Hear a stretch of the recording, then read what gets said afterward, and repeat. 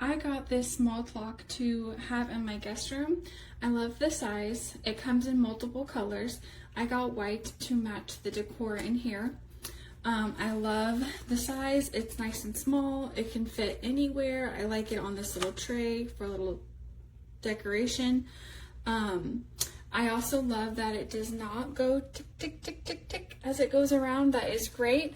It has an option for a light, and it has an option for an alarm clock on the back you can set.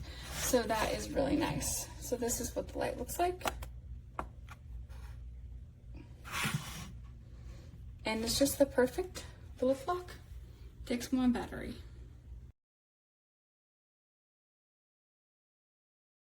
It's going backwards. Oh my god, it's going backward. I think we should. That is cursed. It's going backward.